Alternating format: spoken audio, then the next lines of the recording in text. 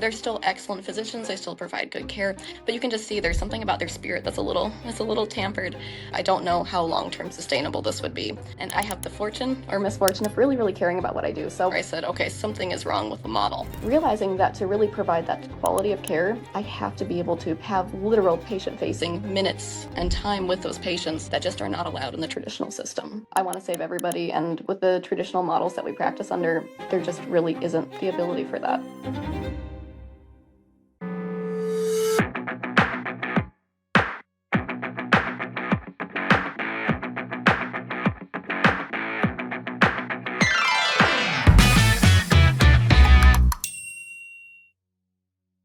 Welcome back to the Patients Win podcast, where we talk about the problems we all feel in healthcare but rarely say out loud, and the solutions that actually put patients back at the center. Today is a special episode because we're not talking to a burned out doctor who escaped the system after 10 painful years. We're talking to someone much rarer, a physician who saw the writing on the wall early, took a deep breath, checked her values, and said, "I'm not waiting for this system to break." Before we bring her in, I want to set the stage with what's happening nationally, because her personal decision is part of a much bigger shift. Direct primary care, DPC, is not niche anymore. It has absolutely exploded. Here's what the Hint Health 2025 Employer Trends Report shows. Over 7,200 employers have partnered with DPC practices in the last year. 58% of all DPC memberships are now employer-sponsored. That's an 18% jump from last year.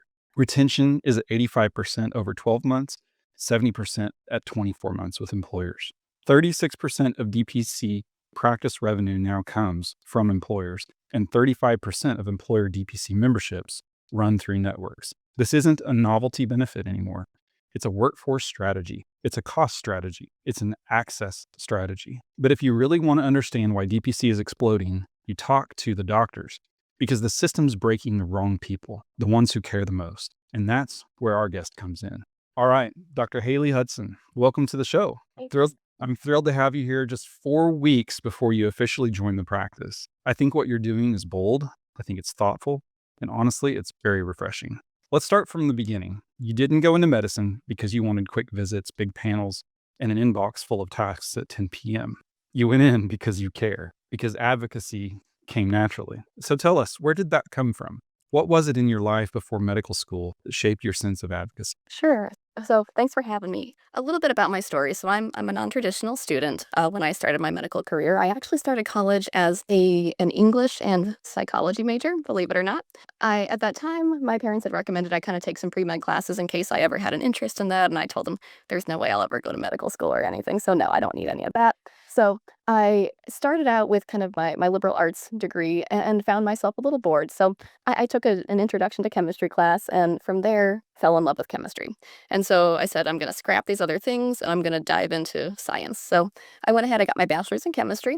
And at that point, my parents asked me again, they were like, hey, do you want to go to medical school? And I said, absolutely not. I'm going to go be a scientist. So I went to grad school, got my master's in chemistry. I studied inorganic synthetic chemistry, which was pretty cool, I thought. And from there, started a career in academia. So I went and I was teaching up at a university in Wisconsin. Thought that was going to be what I was going to do.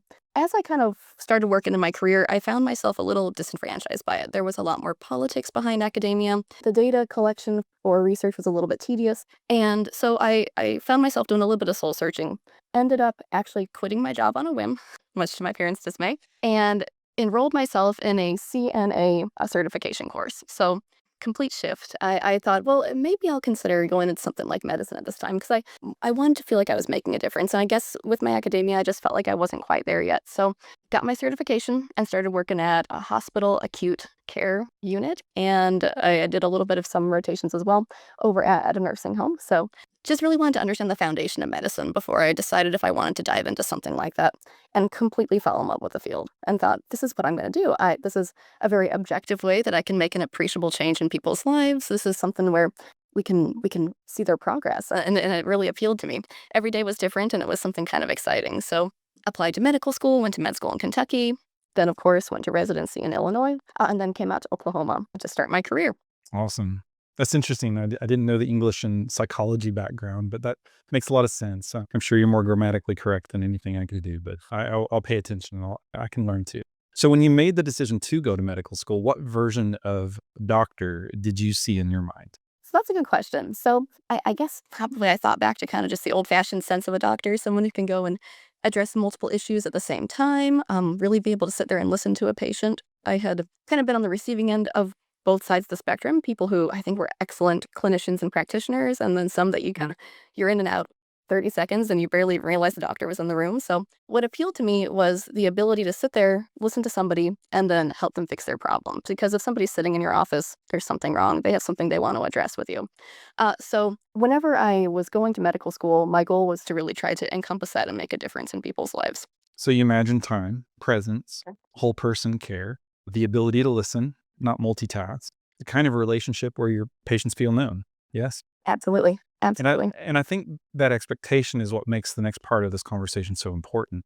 You're only 2 years out of residency, freshly trained, highly capable. You have all the enthusiasm in the world. You're an ultra marathoner. I mean, who doesn't have more energy than you? But then reality hits. What did you notice first? Where did the traditional model start putting some pressure on? So that's a good question, and I don't know if it was one initial event or maybe just kind of a series of things kind of unfolding in a certain way.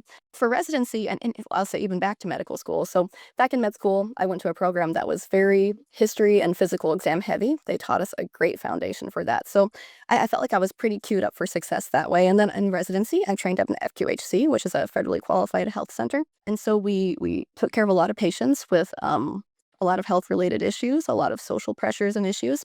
And I guess because I trained in that model, I think I was a little bit shielded from kind of the productivity side of medicine, perhaps. Our attendings did a great job teaching us how to ignore all that other stuff and really care for the individual full scope. So I guess kind of coming out into the real world, having a grown up job, it was a little bit different than the way I was trained, I suppose.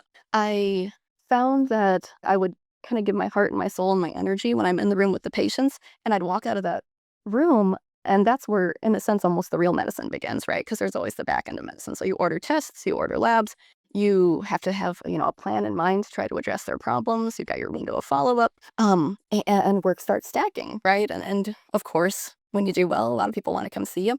And so you have a high volume of patients. There are, of course, expectations as far as timeliness of physicians. We all know that big picture, we have kind of a timeline we have to keep. And generally speaking, we want to be on time as well because patients like it and we like it too. And so things start to kind of stack in that sense. Whenever you kind of have the pressure from kind of your administrators and from your employer, and then of course pressure from patients, you kind of feel like you are a little bit stuck in the middle, and I think being pulled in both directions, which started to kind of make it a little challenging. Yeah, so tell me a little bit about that. You have an inbox to manage. You've got a patient portal. You've got 20 to 30 patients per day. You're dealing with chronic care complexity with a finite amount of time, managing the EMR. What part of that becomes the biggest challenge? And what would you say are some parts of your life that you didn't see coming that now that they're there, it's kind of like you can't ignore it. It's just in your face. So I would say probably big picture, it's a combination of all those things. So again, and I have the fortune or misfortune of really, really caring about what I do. So I treat my profession as a profession, not just a 9 to 5 job where I'm there and I do my job and I go home and I forget about it. I mean, I find myself thinking about the patients that I see that day and the patients I had seen previously, worrying about them, wanting to check and follow up on different results and things. And of course, having that interaction through the portal system we have where patients can message you makes it really great in the sense that, you kind of get that access, which access is king right now. But it also, kind of adds to that workload as well. So you find yourself in a situation where we all have a finite number of hours and minutes in our day. And with I would say the volume of work that you have, it's almost insurmountable. And I think perhaps maybe one of my kind of wake up calls was I get up early. So as you mentioned, I ran ultra marathons and I do all the things. So I'm an early riser, kind of get up, that grind lifestyle. But I was responding to patient messages, I guess, pretty early in the morning. And when I saw a patient in clinic, they had said, "Dr. Hudson, is everything okay?" And I said, "Well, yeah, of course. What's wrong?" And they were like, "Well, I just saw the timestamp on the message that you sent back to me, and it was like 4 in the morning or something. Like, that's really early. Is that, did you want to be up that early doing that?" And I was like, "Well, I want to, you do what you got to do, and I got to respond to my messages and things." So I think having maybe a patient actually share that with me was perhaps a little bit of a wake up call where I was like, maybe there's some disjointedness here, and maybe there's got to be a shift in the balance because this perhaps is not going to be sustainable long term. Of course, have worked in the traditional model of medicine. And to me, it was like trying to practice almost like inside of a microwave. Like you're trying to practice this comprehensive medicine, doing everything you possibly can, but it's all fast. And so like, just like a microwave, everything, it just doesn't cook right. It's either too fast or it's not hot enough. Right. So I remember feeling that tension every day. Like I know what great care looks like and feels like, but I'm walking out of rooms feeling like I didn't give that. And that was my personal experience. What have you had that kind of an experience where you knew you could provide more, but the time didn't allow it? You know, I feel like I could definitely have gone down that road, and I guess I kinda tried to almost sidestep it, and I thought, "Okay, I'm just gonna lean into it," and instead of, walking out of that room, 'cause that, of course, has happened a couple times, and thinking instead, perhaps if I just lean into it and spend as much time as patients need, which sometimes really stacks up, right? If this person needs 30 minutes and this person needs 45 minutes, suddenly you're running quite behind for the rest of your patient, and so big picture, I completely appreciate where you're coming from, and I think that's an actual legitimate concern. I think, unfortunately, I chose to handle it just by spending more time. Which is great. And it reminds me that, gosh, years ago, that this epiphany came to me in the things that I was doing right, the things that I was proud of, the things that I poured time into and so much energy into, and the things that in my particular case, I got burnt out.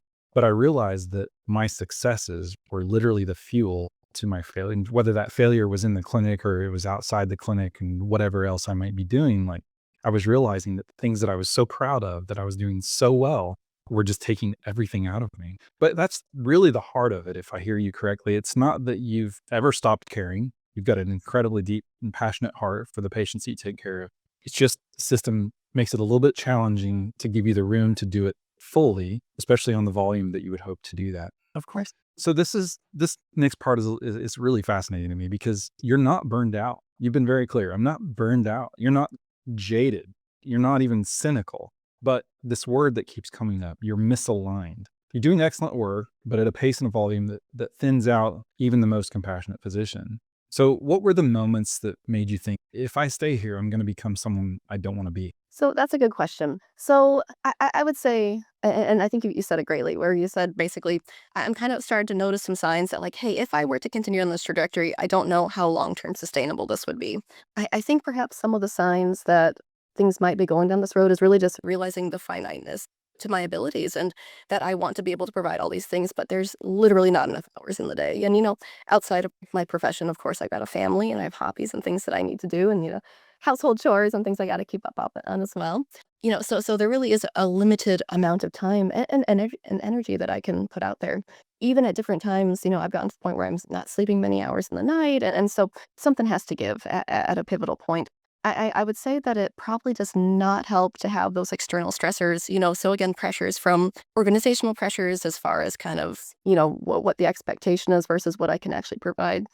I think realizing that patients need more time above almost anything else was kind of where I said, okay, something is wrong with the model. Whenever I would see somebody and they have a new diagnosis of diabetes or something, and we start talking through, well, what does that really mean? That takes time to educate people. And I'm a firm believer that people need to be informed about their conditions. They need to be informed about, their options as far as treatment goes, pros and cons of, pursuing different paths. And then, of course, finding a treatment plan that's aligned with what their goals and expectations are. You could have all the advice that's the greatest in the world, but if people are not on the same page as you, it's not going to matter. So realizing that to really provide that quality of care, I have to be able to have literal patient facing minutes and time with those patients that just are not allowed in the traditional system. And I think that's the part that most people don't hear from early career doctors. You're not running away. You're moving toward alignment. And I think that's such a distinctive difference because I remember when I went into DPC 7 years ago, so many of my patients are like, "You're leaving me. I can't believe you would leave me." And it was hard for me to find the words in that moment because emotionally I was so connected to them that it hurt. It hurt to hear that. But as I thought about what I was doing, it made more sense. I'm not running away from people. I'm not running away from these relationships at all. I'm moving toward alignment and I'm trying to say, this is how I'm going to get closer to you. I understand it's different. So when you look at your day right now, still in the traditional model for a few more weeks, where do you feel the biggest disconnect between who you are as a physician and what the system is asking you to be? I don't know. I don't know how to answer that question. Biggest disconnect. I think perhaps the biggest disconnect may actually come from the fact that I think the system is okay with losing a few. along the way if you have to. And I think that's the hard part for me is I'm a very much a if somebody's here and they want help, I want to help them. That's why I went into primary care. That's why I went into family medicine to kind of have full scope of practice like that. I love people. Most people in primary care do love people. That's what kind of I feel like sets us apart from other sects of medicine is we just like those relationships. So I think the okayness with kind of allowing some to maybe not be able to fit the mold of what traditional medicine allows, I think is probably the hardest disconnect on the daily basis for me. I want to save everybody, and with the traditional models that we practice under, there just really isn't the ability for that. Understood. And we will come back to this conversation because this is part one. Several months or at least weeks, several months from now, we're going to have you back and we're going to have this conversation again after you've been experiencing care in a different fashion. And I'm anxious to see how those answers actually change in because I'm going through my head, I'm thinking like, I know how I would answer that. But it's based upon my experience with doing direct care. And so there's a certain sense of you're looking forward going, this is what I'm looking for. But later you're going to be saying, this is what I'm experiencing. And here's the difference in the depth of relationship, the depth of care that I'm able to give. And so I'm personally anxious to see that. And for many in our profession, it's something that until you're in the shoes, I had so many colleagues ask me, like, what's the biggest difference? What's the biggest difference? And I actually wrestled with that a little bit, but ultimately it was time. It was time. It was time to think, time to research, time to dig, time to ask questions. I hadn't taken the time, whether I had it or not, hadn't taken the time. It didn't fill a gap in billable services. It didn't fill a gap in what I needed to document. It didn't fill a gap anywhere, but yet I've realized that it did fill a gap. It does fill a gap today because now I understand on a deeper level where that patient is coming from, what they're dealing with, and how I can help them. And again, most physicians don't make this jump until they're exhausted. You're making it while you still have clarity, you still have energy, you obviously have passion. So why now? What told you it was time? I think there are probably a couple things. I think the important part was, again, kind of starting to recognize some of those signs. So this last spring, I went to a national medical convention, and they actually had a lecture from, incidentally, a DPC physician, giving a lecture on burnout and the signs of burnout. And so I kind of just on a whim was like, I'll go and sit through that and see kind of what they have to say. And so I was kind of listening to her speak, and I was like, man, a couple of those things sound almost like stuff I'm experiencing. And so it kind of put me a little bit in a state of dis-ease, I would say, based on that. I would say that perhaps looking for, I guess I should say this. Whenever I've seen physicians that I interpret to be maybe perhaps a little bit burned out, maybe a little disenfranchised, maybe just they've kind of been run through the system and this is kind of the consequence of that. Not they're still excellent physicians, they still provide good care, but you can just see there's something about their spirit that's a little tampered. I don't want that to happen to me. I love what I do. I love my patients. I went into this field intentionally because I care about what I do a lot and I want to help people. And I don't want to find myself resentful. I don't want to find myself ignoring problems. I don't want to find myself not trusting my patients. I don't want to find myself in any of these situations that would affect the ability to provide the best possible quality care that I can provide. And so if that means perhaps taking a step away and trying a different model of medicine, I'm game for it because I don't think the way things are built right now really allow long-term sustainability of quality of care. And I 100% agree with that. And so that's actually the next point I was going to make or question I was going to ask you is the point is we think about maintaining our integrity both as a profession of physicians, but also individually in our integrity. I know growing up, integrity, the word to me was very specific based on faith, which it still is. But integrity looks like being honest with yourself, being true to yourself, and listening to that inner voice. So do you feel like, and essentially it's choosing a path that's right for you before you're forced to do it. Do you feel like staying in the system long term would have slowly pushed you away from the doctor you wanted to be? That's a good question. I truthfully, probably long term. Again, I think I would have put up a good fight. I'm an ultra runner, so endurance is kind of one of the few skills I have, I feel like. So I think I could have stuck with it for a while, but I think long term, I think it's not set up to be sustainable, unfortunately. And so I think probably the long term ramification would be I probably would become a little disenfranchised with it. Yeah.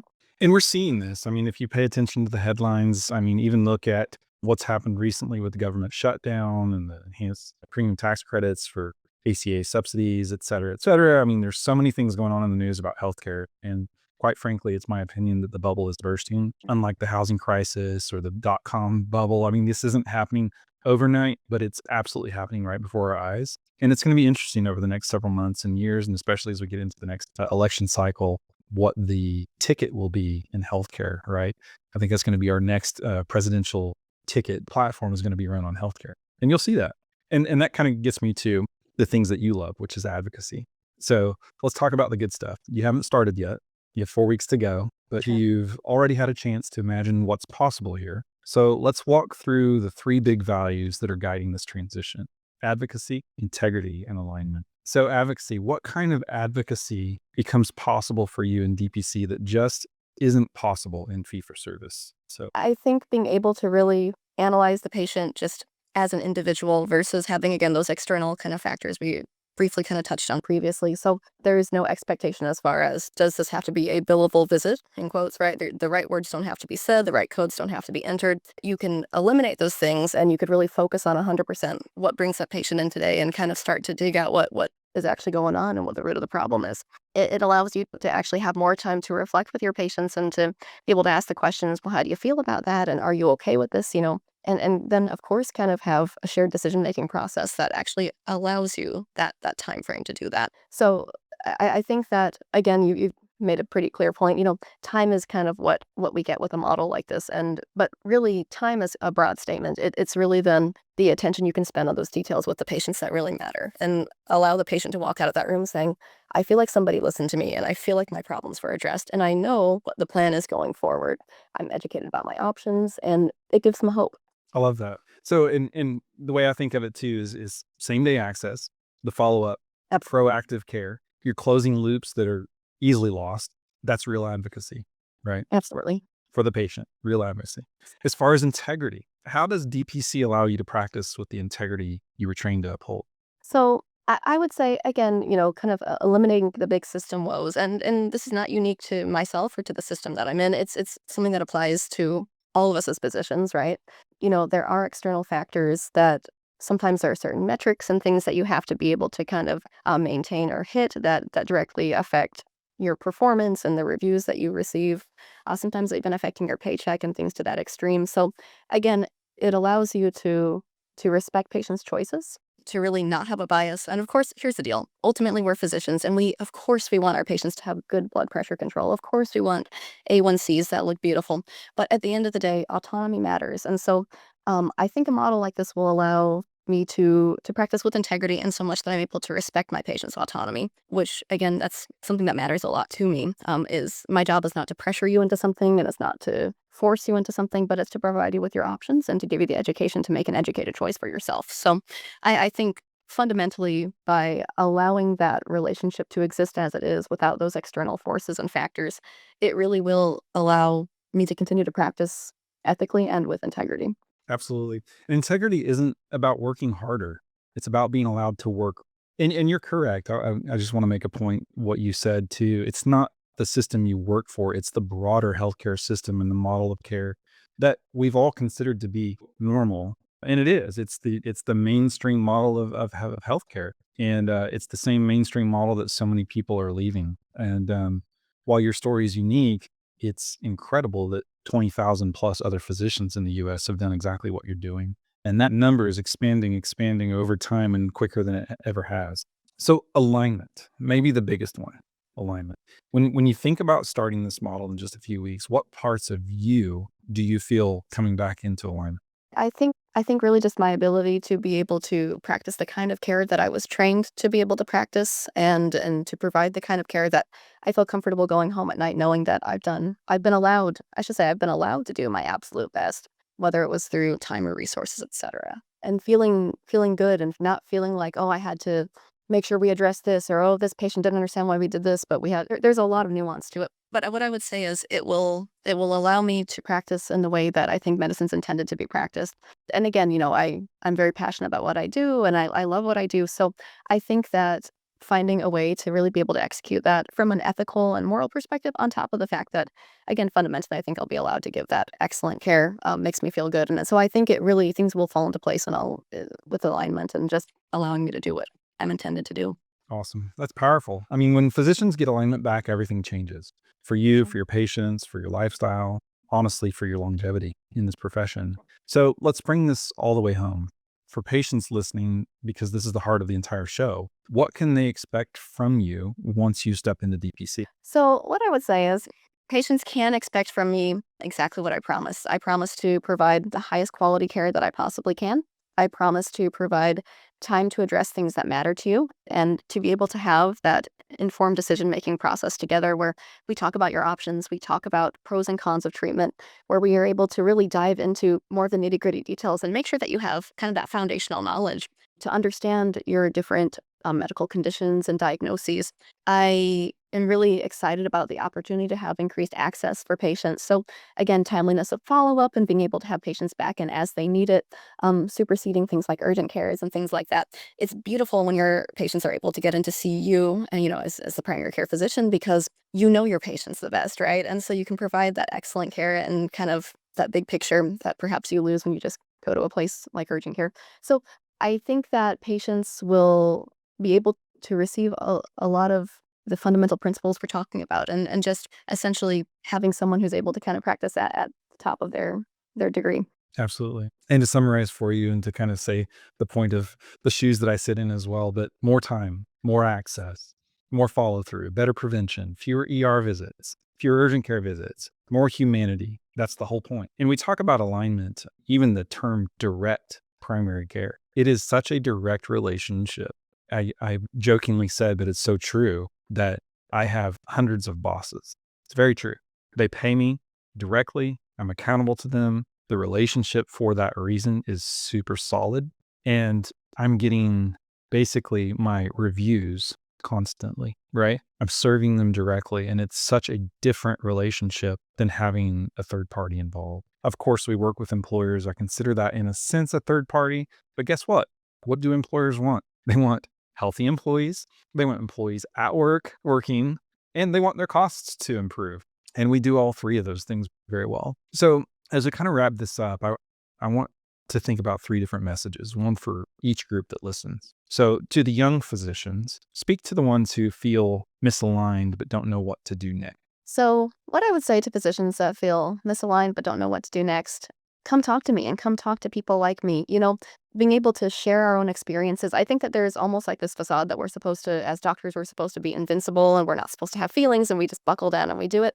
And to a certain degree, we do, right? We make sure we execute great care and provide that for our patients. But I think also remembering that we all are human beings. So, speaking out when things bother you or when something doesn't quite sit right with you. I'm a pretty vocal person and I usually say what I mean and mean what I say. But I would say by having a really good circle of different mentors and attendings and people that I could talk to when I started to have questions or started to kind of feel certain ways was really, really beneficial to me to help me, number one, realize that I'm not alone. And I would say also, number two, to help me start thinking, well, what are some ideas? What can I do to perhaps alleviate this? And to, again, make sure it kind of aligns more with who I am and how I want to practice. Very good. So to the employers considering DPC, what do you want them to know about this model? So, to employers considering DPC, I would say that this, I feel like, would be a really good fit. So, ultimately, as you kind of mentioned earlier, being able to provide our patients, which are your employees, with quick access to care, same day appointments, things of that nature, the good follow through, timeliness, medication at reasonable prices, things that perhaps we don't get with the traditional system. I think that it's a no brainer. I think it would be a very straightforward way to get top-notch care and to have it very directly versus big system, people being on the phone with insurance and spending all this time fighting back and forth. This is a way to provide your employees with top-tier care. Very good. And to patients, what do you want patients to know about your heart and who you'll be as their physician? To patients, I would say that I promise to do the best I can to take good comprehensive care of you. I believe very strongly in what I do. Like to think I provide some pretty quality work. But big picture, I think what a lot of people mention is they'll say, wow, it seems like you really care. And the reason is because I do. I often will say that I'm very blessed to really be passionate about what I enjoy and to be in a field like this where I can execute those things. So I promise to provide excellent care as I always have, but perhaps with a way to do it that serves both of us in the process. Absolutely. And that's why you're here. Advocacy, integrity, alignment, these aren't just buzzwords. They're the foundation of great primary care. And this is what happens when a doctor chooses them early in her career instead of waiting until the system chips them away. Dr. Hudson, we're thrilled to have you. 4 weeks to go, and the best is ahead. This is what it looks like when physicians win their alignment back, and patients win because of it. Until next time, thanks for listening. Thank you.